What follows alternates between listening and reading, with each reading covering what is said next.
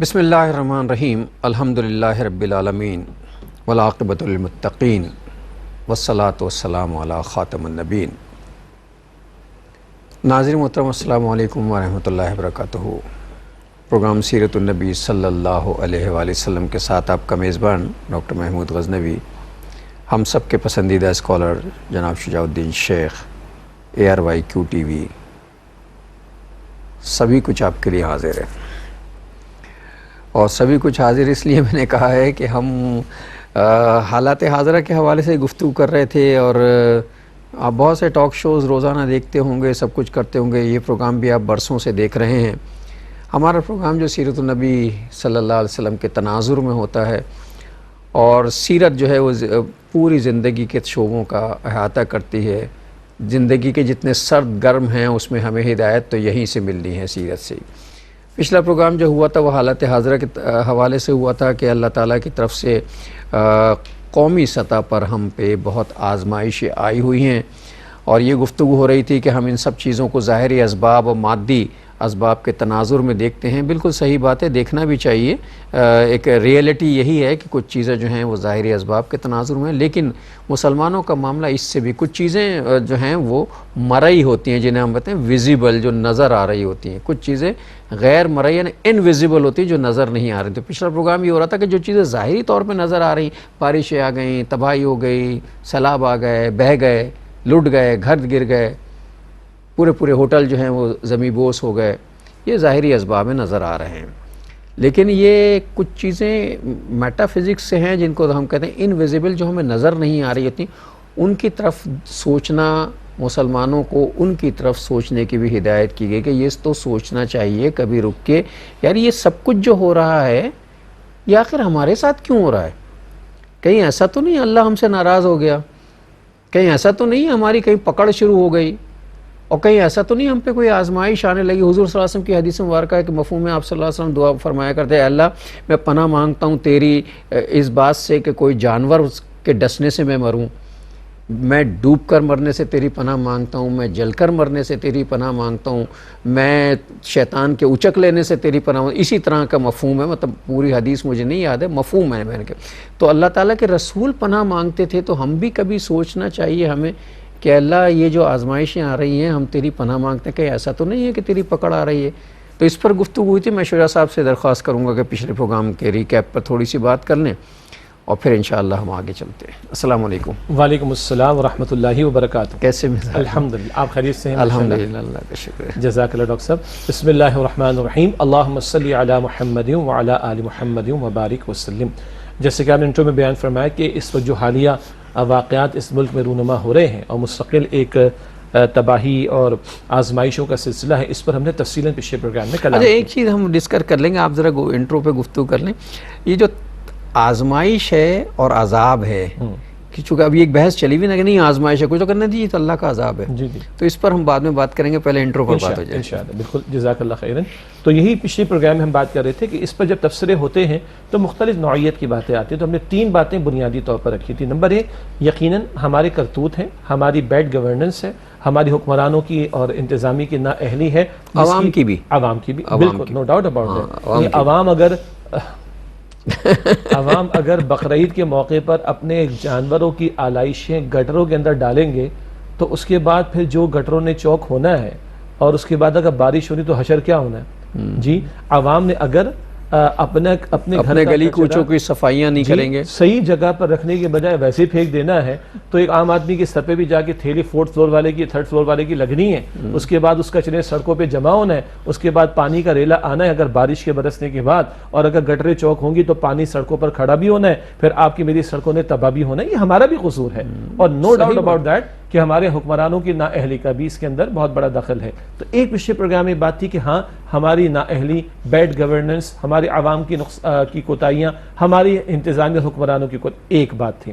دوسری بات ہم نے کی کہ اللہ تعالیٰ کا کلام بتاتا ہے کہ یہ آزمائشیں آتی ہیں، یہ لوگوں کے کرتوتوں کی وجہ سے معاملہ آتا ہے، لیکن اللہ تعالیٰ اس میں موقع دیتا ہے لعلہم یرجعون، لعلہم یضرعون، تاکہ لوگوں کے دل نرم ہوں اور لوگ اللہ کی طرف رجوع کریں۔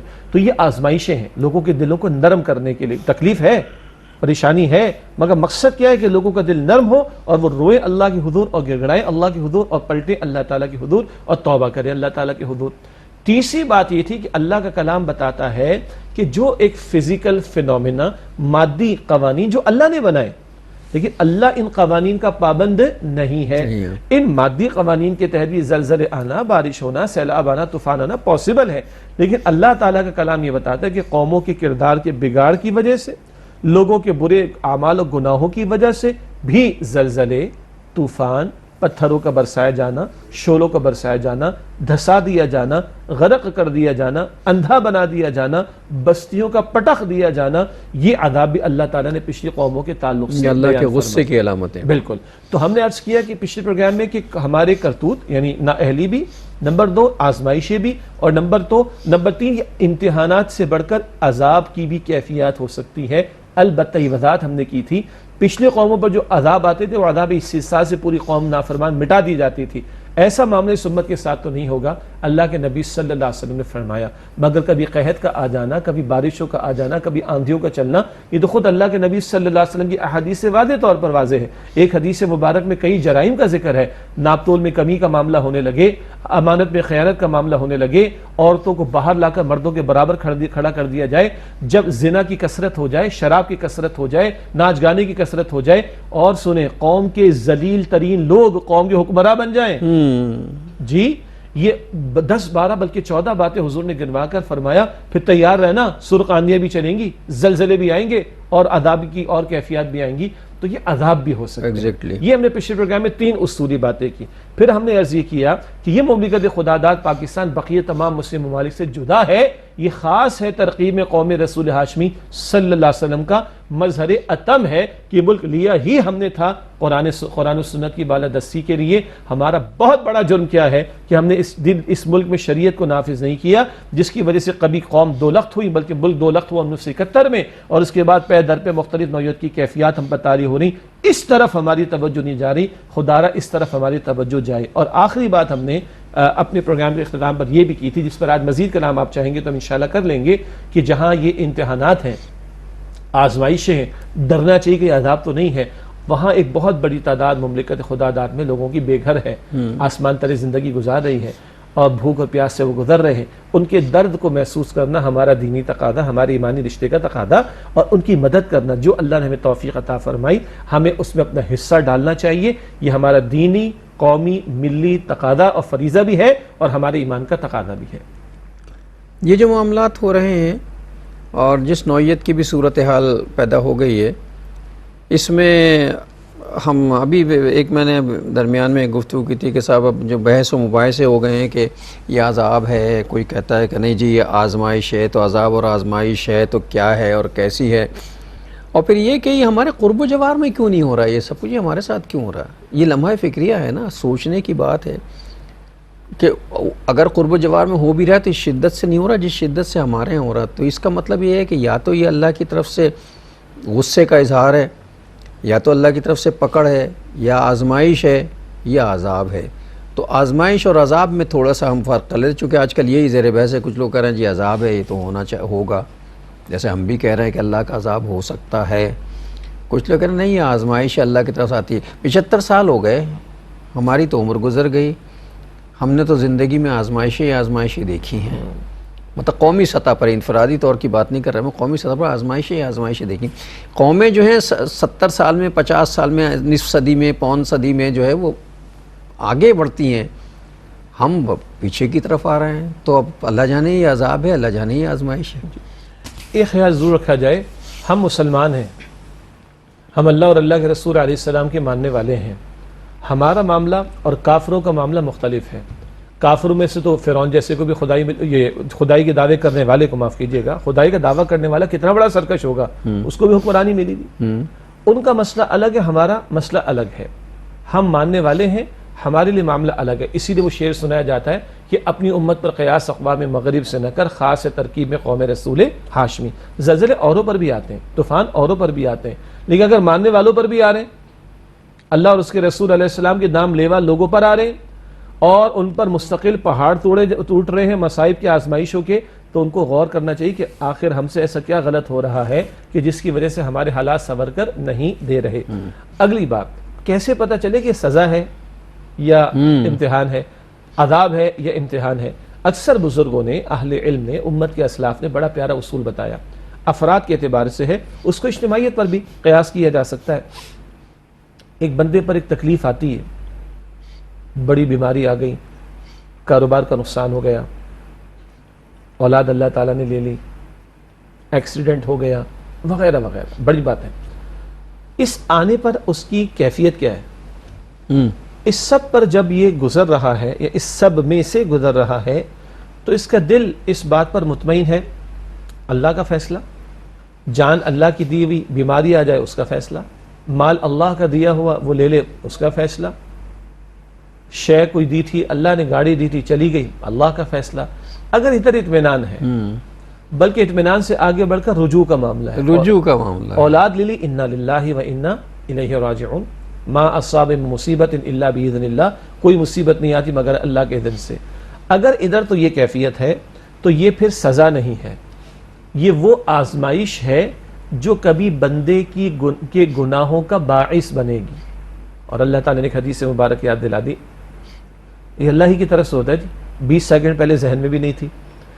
حدیث مبارک یہ ہے کہ اللہ تعالیٰ کبھی بندے کو ایک بلند درجہ دینا چاہتا ہے، مگر بندے کے اعمال اس قابل نہیں، اس قابل نہیں کہ اس کو کوئی بلند درجہ دیا جائے. اللہ اسے آزمائش میں ڈالتا ہے، امتحان میں ڈالتا ہے، اور صبر کی توفیق بھی دیتا ہے، اور پھر اس کے درجات بلند کر اور اس دیتے کے درجات بلند ہو جاتے ہیں. ایک وقفہ لیتے ہیں ناظرین، ایک وقفہ لیتے ہیں، پھر آ کے انشاءاللہ بات کرتے ہیں. السلام علیکم ورحمۃ اللہ وبرکاتہ. ویلکم بیک ناظرین. وقفے کے بعد پروگرام سیرت النبی صلی اللہ علیہ وآلہ وسلم میں آپ کا خیر مقدم ہے.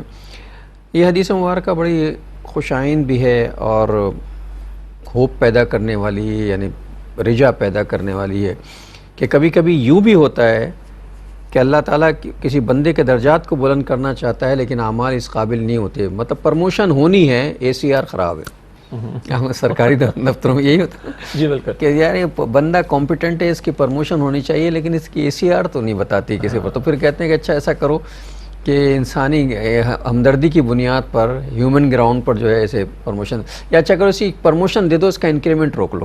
یہ ہوتا ہے نا.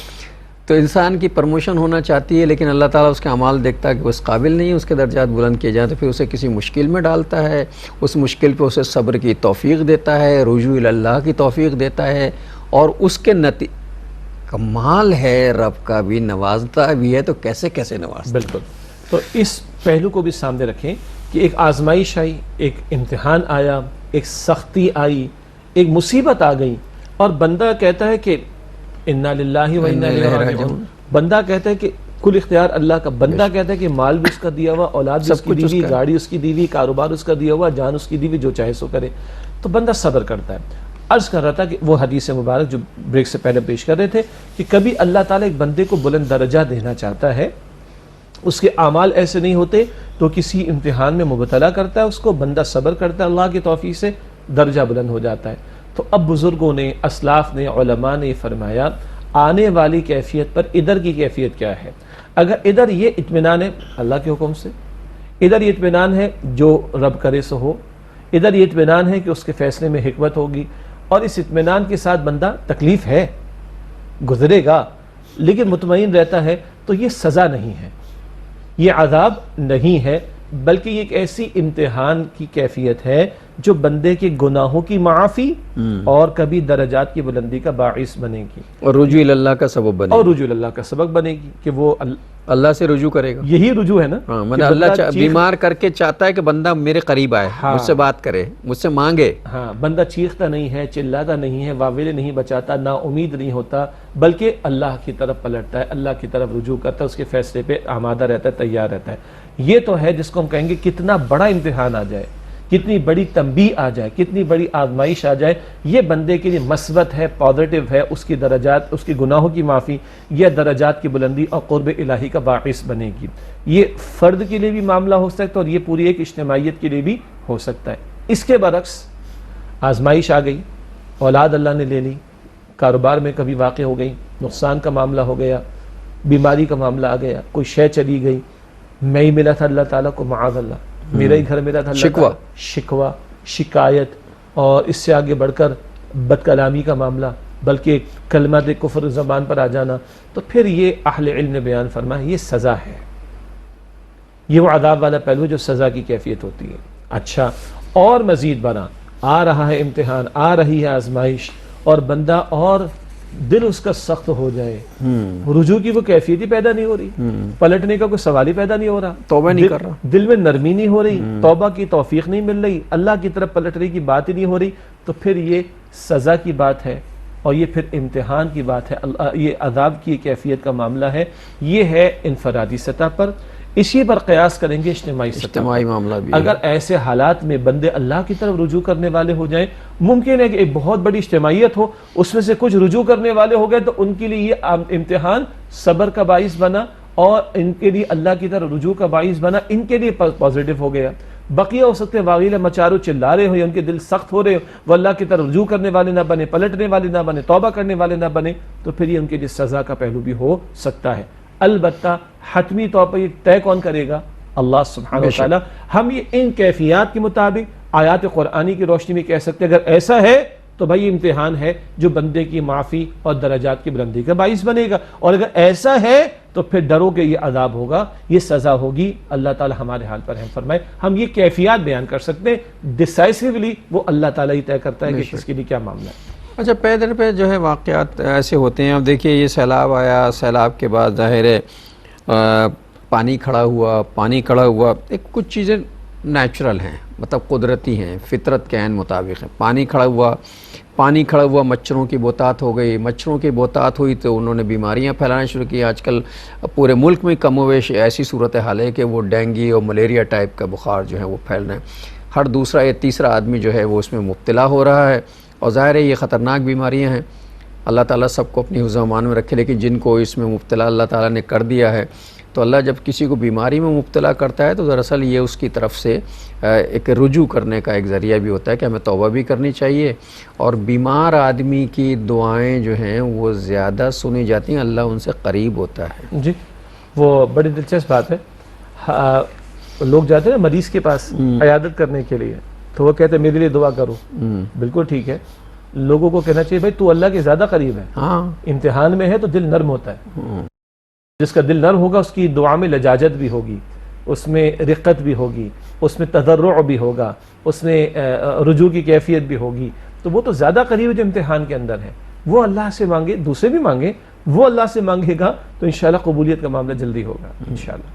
تو یہ بیماریاں آئی ہوئی ہیں، اس پہ بھی اللہ کی طرف سے جو ہے توبہ بھی کرنی چاہیے، اللہ سے رجوع بھی کرنا چاہیے، دعائیں بھی مانگنی چاہیے، اور یہ بات تو ایک اصول سے طے ہو گیا نا، مطلب وہ ظاہری اصول طے ہو گیا، باقی تو سارے معاملات اللہ بہتر سمجھتا ہے کہ اگر بیماری اور تکلیف اور آزمائش میں آدمی زیادہ سے زیادہ اللہ کی طرف رجوع کرے تو اگر وہ عذاب بھی ہے تو وہ آزمائش بن جائے گا اور مغفرت کا ذریعہ بن جائے گا، چونکہ اللہ تعالیٰ کبھی بھی بندوں کو اپنی طرف سے کوئی تکلیف نہیں پہنچاتا، وہ بہت رحم کرنے والا ہے۔ جو تکلیف پہنچتی ہے وہ ہمارے اپنے اعمال کی وجہ سے پہنچتی ہے، اس پہ ہم بہت تفصیلی بات کر چکے ہیں۔ بالکل، وما اصابکم من مصیبت فبما کسبت ایدیکم ویعفو عن کثیر، سورہ شورى کی آیت نمبر 30 ہے۔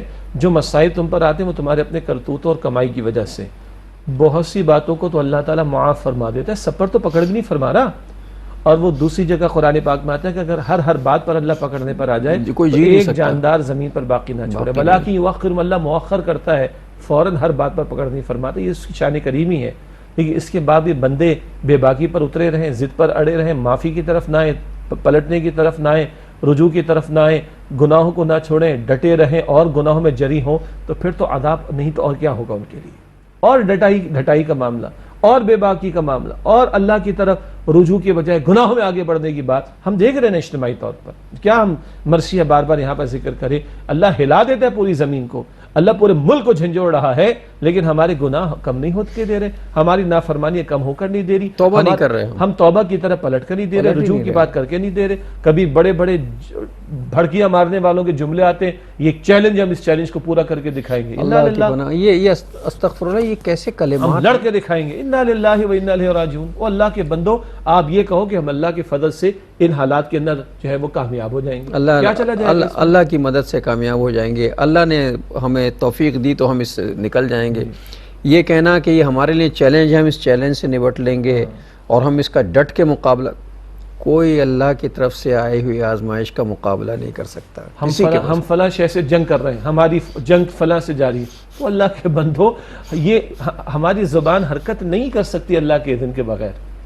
ہاں، آسمان برس نہیں سکتا اللہ کے اذن کے بغیر. بے شک ہے سب اللہ کے اذن سے. ہم کہہ رہے ہیں جنگ کر کے دکھا دیں گے. آپ کہو کہ ہم اللہ کی طرف پلٹیں گے، اللہ کی توفیق سے حالات بہتر ہو جائیں گے، اللہ کی مدد سے انشاءاللہ خیر کی طرف آ جائیں گے. کیا جاتا ہے؟ اچھا، میں کبھی کبھی سوچتا ہوں شجاع صاحب، قطع کلامی کی معذرت، کہ مطلب اسلام کی طرف آنے میں یا کسی چیز کو مطلب کہتے ہیں نا اسلامائزیشن کے عمل میں کوئی بہت بڑا کام نہیں کرنا پڑتا. نیت بدلنی پڑتی ہے، الفاظ بدلنے پڑتے ہیں. مثال اگر محکمہ موسمیات والے کہتے ہیں ایک بڑا جناب ایک سسٹم آ رہا ہے اور وہ طوفانی بارشیں کرے گا اور یہ کرے گا، اگر صرف اتنا سا کہہ دیا جائے کہ ایک سسٹم آ رہا ہے جس میں یہ طاقت موجود ہے، اللہ کے حکم سے وہ چاہے گا تو برسے گا اور رحمت کی بارش کرے گا، اور اللہ کے حکم سے چاہے گا تو گزر جائے گا، تو معاملہ ختم ہو گیا سارا. یعنی پہلے طوفانی ہوائیں چلنا شروع ہوتی تھیں تو دیکھ کر لوگ رجوع کرتے تھے. اگر آپ کو ان ایڈوانس پتہ چل گیا ہے تو کیا ان ایڈوانس اللہ کی طرف رجوع نہیں کر سکتے؟ مطلب یہ دو جملے صرف کہنے ہوتے ہیں نا کہ اللہ نے چاہا تو ایسا ہو جائے گا اور اللہ نے چاہا تو ہم اس آزمائش سے نکل جائیں گے. بلکہ ایک اور بات میں عرض کرنا چاہوں گا کہ شاید اللہ کا ذکر کرتے ہوئے کچھ جھجک آتی ہے ہمیں. ہاں، مطلب دیکھیں نا، ہم دعویٰ کیا کرتے ہیں، یہ آئے گا اور یہ ایسا 5 تاریخ سے 6 تاریخ تک اور رات کو 11 بجے سے 12 بجے تک خوب ٹوٹ کے برسے گا. کیوں آپ اللہ تعالیٰ کے یہاں جا کے وہ سارا نکال کے لے آئے؟ جو ٹھیک ہے، جو علم ہے وہ اپنی جگہ ہے، آپ سب کچھ اللہ کے معاملات طے کر کے آ گئے ہیں کہ بھئی اتنے بج کے اتنے منٹ. آپ کہیں کہ اللہ ہمارا علم یہ ظاہری علم یہ بتاتا ہے، باقی جو اللہ کو منظور. اور کئی مرتبہ نہیں بھی برسا نا، نہیں برستا نا، شرمندگی ہو جاتی ہے، گزر گیا. تو عرض کرنا چاہ رہا ہوں کہ شاید ہمیں جھجک ہے کہ ہم اللہ ماشاءاللہ انشاءاللہ ماشاءاللہ کہہ دیے روا روی میں، مگر کتنے مقامات پر ہمارے حکمرانوں نے، ہمارے انتظامیہ کے لوگوں نے، ہمارے ذمہ داروں نے شعوری طور پر اس بات کو کہا کہ بھائی ڈرو اللہ کے عذاب سے، اللہ کے عذاب سے، پلٹو اللہ کی طرف. اللہ کے اذن کے بغیر ہم کچھ نہیں کر سکتے. اللہ یہ کہنے میں ہمیں کیا جاتا ہے؟ کوئی مشکل ہے اس کے اندر ہمیں؟ اسی طرح عوام کا معاملہ بھی ہے، جس کے اوپر لعن طعن، اس پر لعن طعن. اللہ تعالیٰ کی طرف رجوع کا معاملہ کس قدر ہو رہا ہے، اللہ کی طرف پلٹنے کی بات کس قدر ہو رہی ہے، اور منبر سے اس بات کی کس قدر دعوت دی جا رہی ہے.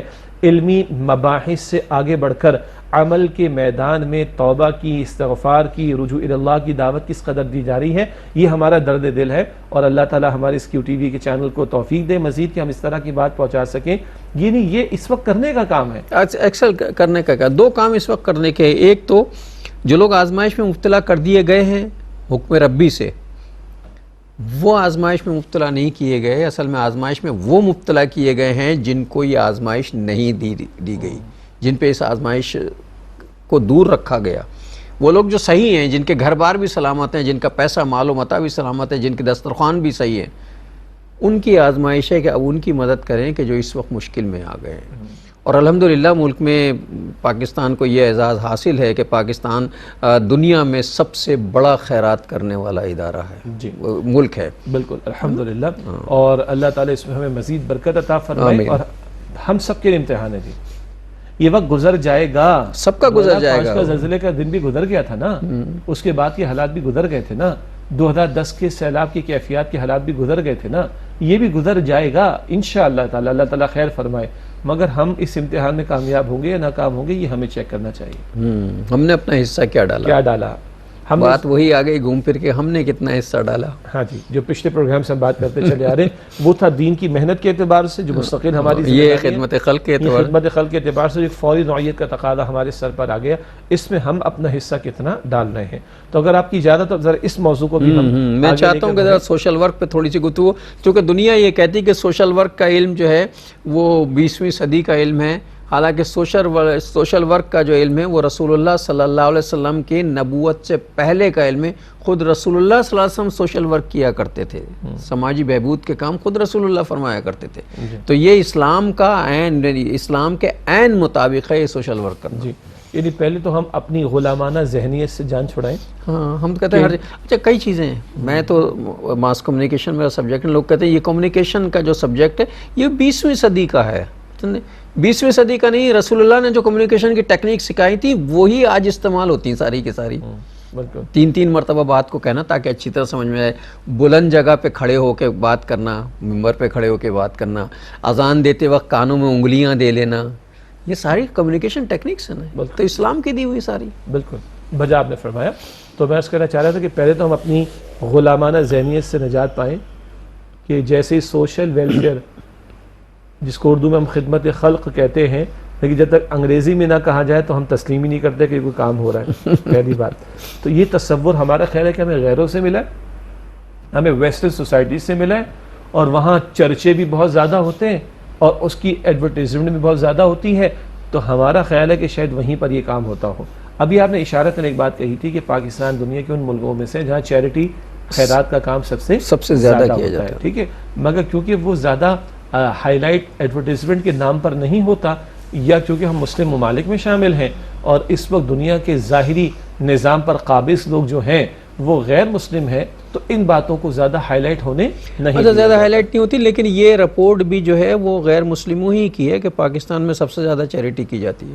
اور اگر ایک چیریٹی والا گوشہ میں عرض کر دو جس کو سر پکڑ کر وہ بھی بیٹھ جاتے ہیں. ایک وقفہ لے لیں ناظرین, پھر اس پہ بات کرتے ہیں کہ کچھ چیزیں ایسی ہیں جو منظر عام پر آتی ہی نہیں ہے. وقفے کے بعد بات کریں. السلام علیکم ورحمۃ اللہ وبرکاتہ. ویلکم بیک ناظرین. وقفے کے بعد پروگرام سیرت النبی صلی اللہ علیہ وآلہ وسلم میں آپ کا خیر مقدم ہے. بات یہ ہو رہی تھی کہ کچھ چیزیں ہیں جو منظر عام پہ نہیں آتی ہیں. شجاع صاحب فرما رہے تھے. جی میں اس کہہ رہا تھا کہ ایک ایسا بڑا چیریٹی کا فورم جو پاکستان کا یونیک ایک اسپیکٹ ہے, وہ اس ملک میں مدارس کا نظام ہے. 40 لاکھ کم و بیش طلبہ و طالبات مدارس میں یہاں پڑھتے اور 1% ان سے چارج نہیں کیا جاتا. اختلافات ہونا اپنی جگہ, لیکن اس گراؤنڈ ریئلٹی کو ماننا پڑے گا کہ یہ اتنا بڑا ایک سیٹ اپ ہے جس کو ملکی حضرات بھی اور غیر ملکی لوگ بھی سر پکڑ کر بیٹھ جاتے ہیں چل کیسے رہا ہے, اور اس کے شواہد بھی الحمدللہ موجود ہیں.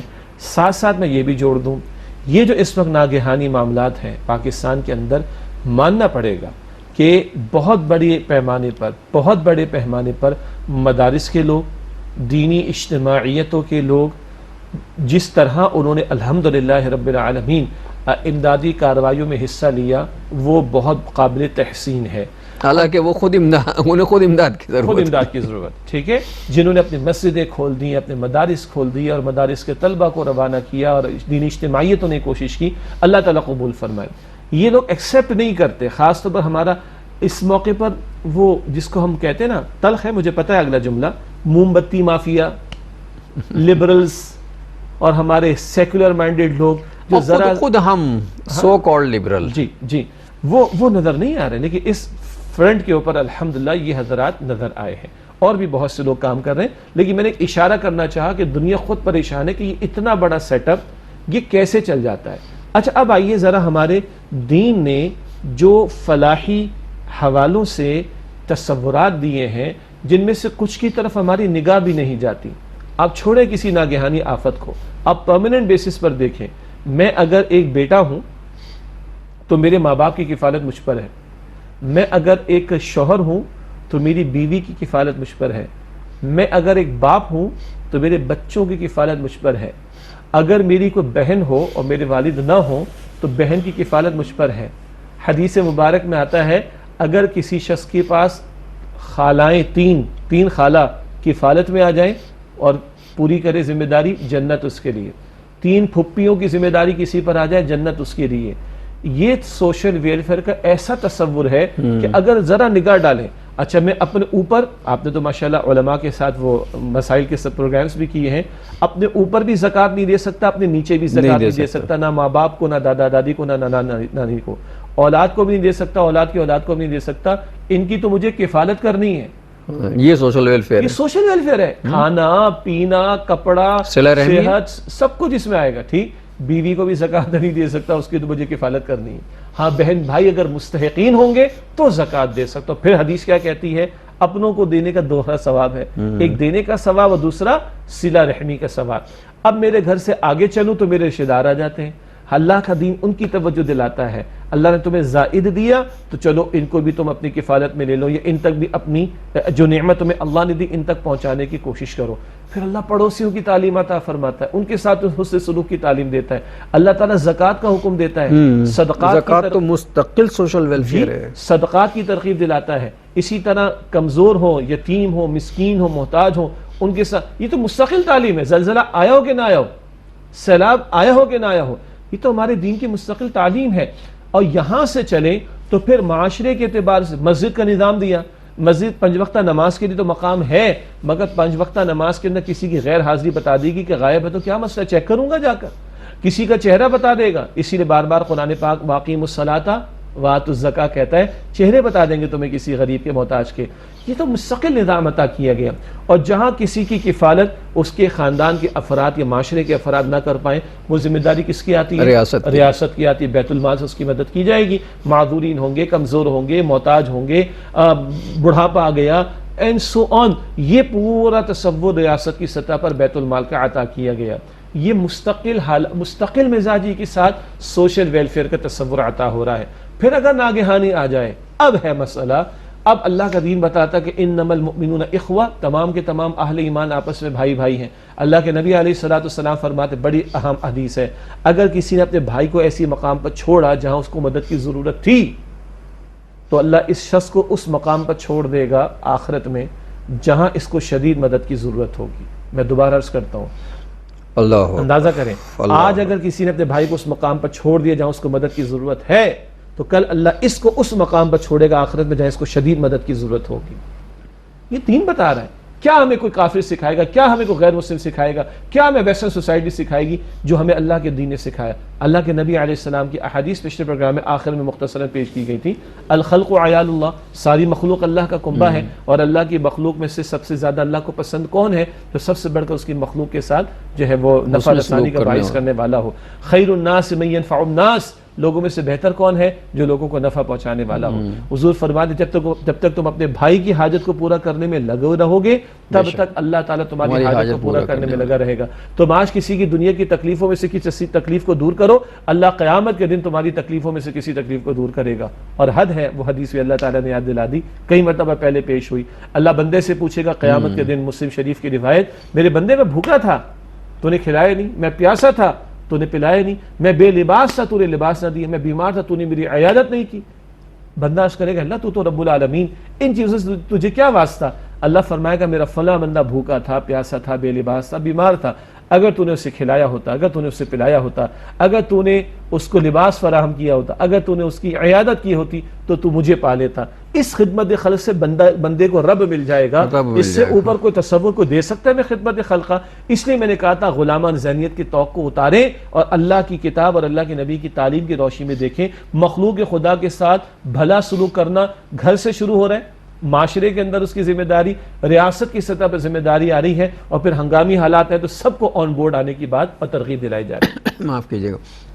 اور پھر ہمیں تو یہ حکم بھی دیا گیا ہے کہ لوگوں کے لیے آسانیاں پیدا کرو، یہ بھی خدمت خلق ہے۔ لوگ کسی مشکل میں ہوں تو ان کے لیے آسانیاں پیدا کرو، کسی مسئلے میں الجھ جائیں تو ان کا مسئلے حل کرنے کی کوشش کرو۔ ہمارے یہاں کیا ہوتا ہے، اگر کسی مسئلے میں کوئی پھنس جائے تو لوگوں کی لاٹری نکل آتی ہے، خوش ہوتے ہیں لوگ، اس کی مجبوری کا فائدہ اٹھا، اب اس کی مجبوری کا فائدہ اٹھائیں گے، اب اس سے رشوت لیں گے، اب اسے تنگ کریں گے، اب اسے ڈرائیں گے، دھمکائیں گے، پریشانی میں ڈالیں گے، ٹھوکریں کھلوائیں گے، لائنیں لگوائیں گے، اتنا ذلیل کریں گے اسے، اور یہ بھول جاتے ہیں کہ اگر رب ذلیل کرنے پر آ گیا تو پھر دنیا اور آخرت میں کہیں بھی ٹھکانہ نہیں ملے۔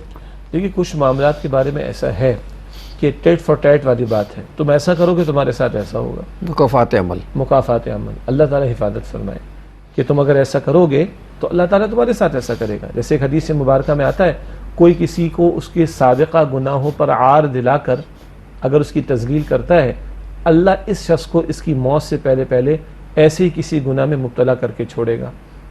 مکافات عمل حدیث مبارک میں آتا ہے، آج جو اپنے ماں باپ کے ساتھ برا سلوک کر رہا ہے تو اس کی سزا اللہ دنیا میں دیتے، اس کے ساتھ برا سلوک ہوگا، اور یہ دنیا اور ہم رات دن دیکھتے ہیں مکافات عمل کا معاملہ۔ تو اگر آج ہم لوگوں کے ساتھ مشکلات پیدا کر رہے ہیں تو پھر اللہ آسانیاں پیدا کرے گا ہمارے لیے، اللہ بھی مشکلات میں ڈال دے گا۔ ڈرنا چاہیے۔ آج کسی کی مجبوری سے فائدہ اٹھا رہے، کیا کل ہم اس کی جگہ کھڑے نہیں ہو سکتے؟ کل ہمارے ساتھ مجبوری نہیں آ سکتی؟ کیا دنیا کے اندر بڑے بڑے شہروں میں بھی تباہی نہیں آ جاتی؟ آج وہ سمجھ رہے کہ میرا کاروبار سیف ہے، میری فیکٹری سیف ہے، میرا بزنس سیف ہے، اللہ میرا کے گھر لیے ایک سیف ہے۔ جھٹکے کا معاملہ۔ جی، لوگوں نے کہا کبھی بڑی بے باکی کے ساتھ کہ آپ یہ تبصرے کرتے رہتے ہو، یہ اسلام آباد والوں پر عذاب کیوں نہیں آتا؟ یہ کراچی والوں پر عذاب کیوں نہیں آتا؟ استغفر اللہ ربی من کل ذنب واتوب الیہ۔ یہ کراچی کے ہائی رائز بلڈنگ کا اندازہ ہے نا لوگوں کو، 15 منزلہ بلڈنگ ہے، کنجسٹڈ ایریاز، ایک جھٹکا اللہ تعالیٰ دے دے یہ کروڑوں کا مسئلہ بن جائے گا۔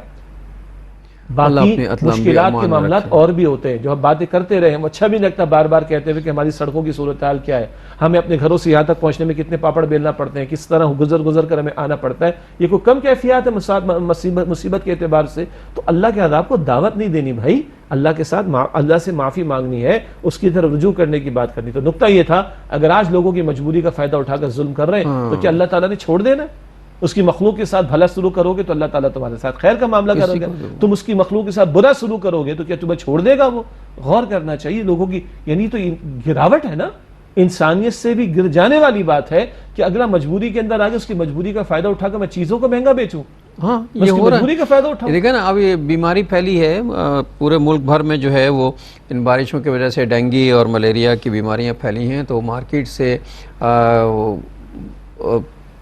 پین کلرز مہنگے ہو گئے ہیں، عام سمپل پین کلرز جو ہیں مہنگے ہو گئے ہیں، دوائیں جو ہیں وہ غائب ہو گئی ہیں۔ اچھا پوچھا کہ بھئی دوائیں کیوں غائب ہوئی؟ کہنے کہ ڈیمانڈ زیادہ بڑھ گئی، سپلائی آنی رہی۔ جب ڈیمانڈ زیادہ بڑھتی تو سپلائی تو نیچرلی بڑھنی چاہیے، سپلائی آٹومیٹکلی بڑھ جاتی ہے، اور یہ نیچرل مارکیٹ فنکشنز ہے نا، ڈیمانڈ اور سپلائی، اسی پہ چلنا چاہیے۔ اور جو اس سپلائی کو روک رہا ہے یا شارٹ کر کے مہنگا کر رہا ہے، یہ ذخیرہ اندوزی والی بات ہے، یہ لوگوں کو مصیبت میں ڈالنے والی بات ہے، یہ لوگوں کی مجبوری کا فائدہ اٹھا کر کمائی والی بات ہے۔ پھر جا کے مفتیان کرام سے پوچھیں کمائی حلال کی ہے کہ حرام کی ہے، جائیں چیک کریں، اور پھر بتائیے کہ اللہ تعالیٰ برکتیں دے گا یا مصائب میں مبتلا کرے گا؟ آج ہم کسی کی مجبوری کا فائدہ اٹھا رہے ہیں، کل ہم مجبور نہیں ہو سکتے۔ آج یہی صورتحال ہوئی نا ملک میں، جو آزمائشی کیفیت آ گئی ہے، سیلاب آ گیا ہے، لوگوں کے گھر اجڑ گئے ہیں بیچاروں کے۔ اب ظاہر انہیں گھر بنانے کے لیے مٹیریل بھی چاہیے ہوگا، انہیں کچھ نہیں تو کم سے جھوپڑی ڈالنے کے لیے بھی مٹیریل چاہیے ہوگا، پہلے تو پیٹ بھرنے کے لیے چاہیے، چلیے اللہ تعالیٰ بندوبست کر دے گا، گھر بنانا ہوگا، بیمار پڑے ہیں ان کے دوائے دارو کا علاج کرنا ہوگا۔ چیریٹی والے تو کر رہے ہیں جو بھی کر رہے ہیں، لیکن جو چیریٹی والے نہیں ہیں یا جو خیرات زکوٰۃ کرنے والے نہیں ہیں، وہ ذرا اپنے اعمال کو دیکھیں۔ چیزیں مہنگی ہو گئی ہیں، ہر چیز مہنگی کر دی گئی ہے، اتنی کہ عام آدمی جو ہے وہ ایک وقت اپنے بچوں کا پیٹ نہیں بھر سکتا۔ یہاں دو باتیں اور ایڈ کر لیں، چیریٹی اور خیرات کے کاموں کی ہم نے بات کی، خرچ کرنے کی ہم نے بات کی، اس میں ایک اصول طے ہے، وہ حلال میں سے ہو، حرام میں سے دیا گیا صدقہ قابل قبول نہیں۔ اللہ تعالیٰ حفاظت فرما، حدیث مبارک ہم نے بار بار پیش کی کہ اللہ طیب ہے، پاک ہی کو قبول فرماتا ہے، حرام سے کیا وہ صدقہ اللہ کے یہاں قبول نہیں ہوتا۔ ہم نے یہ بات رمضان شریف کے تعلق سے بھی کی تھی، آپ کو یقیناً یاد ہوگا کہ ہم دن میں تو حرام کمائیں، خدا نہ خواستہ رات کو تراویح میں کھڑے ہو جائیں، تو ایسا نہ ہو کہ لوگوں کی مجبوری کا فائدہ اٹھا کر ہم چیزوں کے ریٹ پہ اوپر لے جائیں اور پھر کسی کو چندہ بھی دیں، جی 10,000 روپے ہماری طرف سے چندہ، وہ بھائی تو چیزوں کے ریٹ اوپر نہ بڑھاؤ، ان کی مجبوری کا فائدہ اٹھا کر چیزوں کو مہنگا نہ کرو۔ یہ تمہارا اپنے لیے بھی بہت بڑا چیریٹی کا معاملہ ہوگا، دوسروں کے ساتھ بھی بھلے سلوک کا معاملہ ہوگا۔ یہ کیا دو نمبری کا کام وہ کرتے نا، رمضان میں ہوتا تھا، کسی صاحب نے بڑا اس پہ طنز بھی کیا، اور کسی پہ طنز کرنا مقصود نہیں، ایک بات سمجھانے کے لیے انہوں نے کہا جی 30 روپے کلو کی چیز جو 100 روپے کلو بیچ کے جلدی سے اور بھاگتا میری نماز قضا نہ ہو جائے گا۔ استغفر اللہ، استغفر اللہ۔ یہ مطلب یہ دلوں کی کجی ہے نا، یہ اللہ مجھے بھی اپنی امان میں رکھے، اللہ ہمارے دلوں کو بھی، یہ ہم جو باتیں کر رہے ہیں اللہ تعالیٰ سب سے پہلے ہمیں اس پہ عمل کرنے کی توفیق عطا فرمائے، اور اگر ہمارے اندر کوئی کجی ہے پہلے اسے اللہ دور کرے، پھر دوسروں کے لیے کرے۔ پھر وہی بات آ رہی کہ ہم سب کا امتحان ہے، سب کا امتحان سارے، اچھا پوری زندگی اصل میں امتحان ہے نا۔ الذی خلق الموت والحیات لیبلوکم ایکم احسن عملا، اللہ فرماتے زندگی موت کا سلسلہ کیوں قائم فرمایا امتحان کے لیے، یہ سارے حالات امتحان ہیں ہمارے۔ اور یہ بات بڑی کڑوی ہے جو آپ نے بیان فرمائی، کڑوی سے مراد بری لگتی ہے لیکن ہونی چاہیے۔ ہمیں ایک شعر ہوا کہ چائنا کے کسی تاجر نے کہا کہ ہمارے پاس لوگ آتے ہیں، مسلم ممالک سے آتے ہیں اور کہتے ہیں جی یہ فلاں ہے شے، تم فلاں کمپنی جیسا بنا دو اور اس پر ٹیگ فلاں کمپنی کا لگا دو، اور تھوڑی دیر کے بعد اس کو میں کچھ کھانے کو پیش کرتا ہوں تو وہ کہتے نہیں حرام ہم نہیں کھا سکتے، یہ جو تم کھاتے ہو کتے بلے حرام ہے، ہم یہ نہیں کھا سکتے۔ یہ کیا منافقت ہے ہماری؟ منافقت ہے، دوہری پالیسی۔ ناظرین اس کے ساتھ ہی ہمارے آج کے پروگرام کا وقت ختم ہو رہا ہے۔ میں شہزاد صاحب سے آج کی حدیث ہدیہ کروانا چاہتا ہوں۔ نبی مکرم صلی اللہ علیہ وآلہ وسلم نے ارشاد فرمایا، اے میرے بندوں تم سارے کے سارے خطا کار ہو. اللہ تعالیٰ فرماتا ہے، حدیث قدسی ہے، اللہ تعالیٰ فرماتا ہے حدیث قدسی، اللہ فرماتا ہے میرے بندو تم سارے کے سارے خطا کار گنہگار ہو اور میں بخش دینے والا ہوں. تم رات میں بھی گناہ کرتے ہو تو مجھ سے مانگ لو، تم دن میں بھی گناہ کرتے ہو مجھ سے مانگ لو، میں سارے گناہوں کو بخش دینے والا ہوں. حدیث مکمل. اللہ تعالیٰ میں سچی پکی توبہ اور رجوع الی اللہ کی توفیق عطا فرمائے. آمین یا رب العالمین. اور ناظرین، اس کے ساتھ ہی ہمارے آج کے پروگرام کا وقت ختم ہوا. جناب شجاع الدین شیخ اور اپنے میزبان ڈاکٹر محمود غزنوی کو اگلے پروگرام تک کے لیے اجازت دیجیے. اللہ نگہبان، والسلام علیکم ورحمۃ اللہ وبرکاتہ.